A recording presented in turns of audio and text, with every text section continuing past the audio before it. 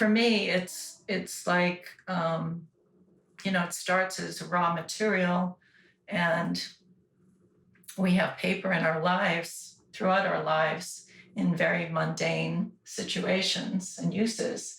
But it's like, embodies life, because then it crumbles and it disappears and it returns to pulp. So it's very much a metaphor for life, I feel, and it's so resilient. I'm using papers from the 1800s and even the 1700s in my work, but it's also very transient. So I love that contradiction about paper.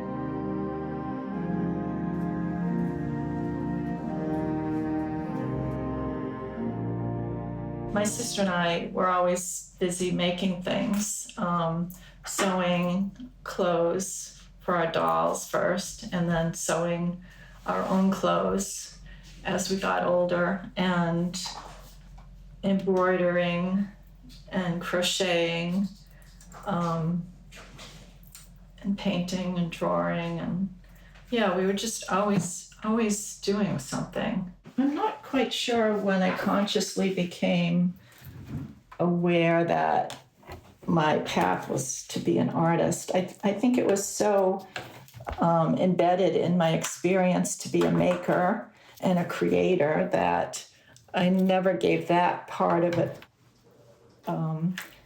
much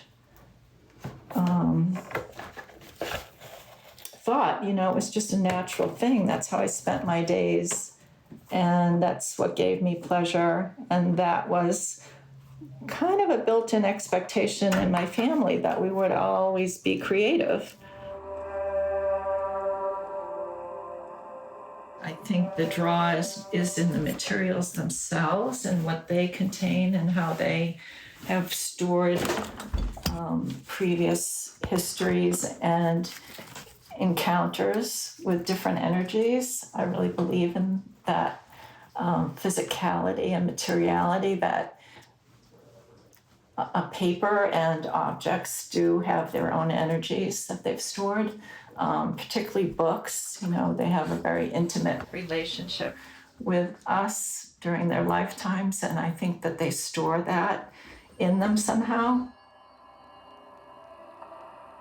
My world is filled with looking at art. If I'm not making art, I'm looking at art constantly, either on social media or going to shows.